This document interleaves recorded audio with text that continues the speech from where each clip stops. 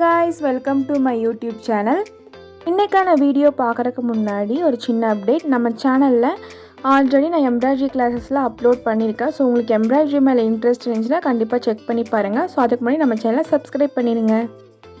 இந்த வீடியோல crochetனா என்னன்னு பார்க்க போறோம். அதுக்கு அப்புறம் crochet போடுறதுக்கான பேசிக் அண்ட் அட்வான்ஸ் மெட்டீரியல்ஸ் தான் நம்ம பார்க்க போறோம். சோ இதுக்கு அப்புறம் வர வீடியோஸ்ல ஸ்டிச்சஸ் எல்லாம் பார்க்கலாம். crochetங்கிறது ஒரு பழைய ஃப்ரெஞ்ச் வேர்டு. ஸோ crochetக்கு மீனிங் என்னென்னா ஹூக். ஸோ அதனால தான் வந்து இதை crochetன்னு சொல்கிறாங்க. ஸோ ஃபஸ்ட்டு ஹூக்ஸ் பற்றி பார்க்கலாம். இந்த ஹூக்ஸில் வந்து 4 டைப்ஸ் இருக்குது. ஃபஸ்ட்டு வந்து பேம்பு ஹூக்ஸ். இது வந்து மற்றது கூட கம்பேர் பண்ணும்போது லைட் வெயிட்டாக இருக்கும்.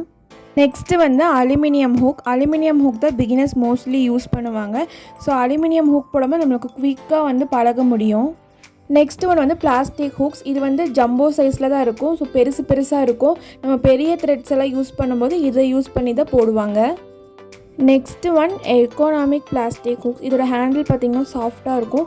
ஸோ நம்ம யூஸ் பண்ணும்போது நம்மளுக்கு ஃபிங்கர்ஸில் பெயின் அவ்வளோவா இருக்காது. நெக்ஸ்ட்டு வந்து யான் வந்து நிறைய டைப்ஸ் இருக்குது. நம்ம ஒவ்வொரு ப்ராஜெக்ட்டுக்கும் ஒவ்வொரு யான் யூஸ் பண்ணுவோம்.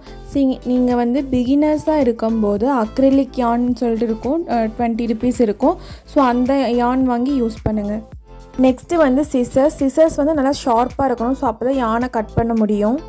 இது வரைக்கும் பார்த்தா இந்த 3 மெட்டீரியல்ஸ் தான் ரொம்ப இம்பார்ட்டண்ட். ஸோ இதுக்கப்புறம் வந்து நம்ம என்னென்ன crochetல யூஸ் பண்ணுறோங்கிறத நான் சொல்லியிருக்கேன். இது டீ-பின்ஸ். இது வந்து நம்ம செக்யூர் பண்ணுறதுக்கும் அதுக்கப்புறம் மெஷரிங்காக யூஸ் பண்ணுவோம். ஸோ இது வந்து யான் நீடில். இது வந்து ஒரு crochet கூட இன்னொரு crochetவை நம்ம அட்டாச் பண்ணுற மாதிரி இருக்கும். ஸோ அப்போ இந்த நீடில் யூஸ் பண்ணி தான் நம்ம ஸ்டிச் போடுவோம்.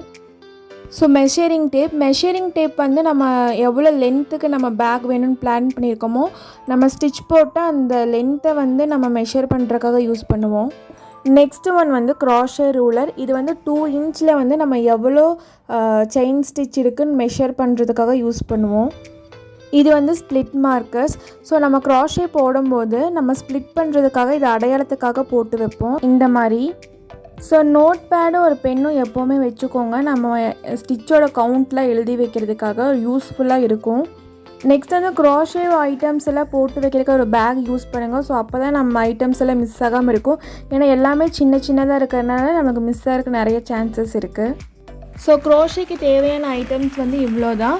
நெக்ஸ்ட்டு வீடியோ வந்து பேசிக் ஸ்டிச்சஸை நம்ம பார்ட் வைஸாக பார்க்கலாம்.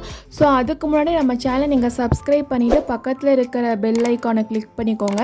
ஸோ அப்போ வீடியோ போடும்போது உங்களுக்கு நோட்டிஃபை ஆகும். இந்த வீடியோ உங்களுக்கு பிடிச்சிருந்துச்சுன்னா கண்டிப்பாக லைக் பண்ணுங்கள். தேங்க்ஸ் ஃபார் வாட்சிங்.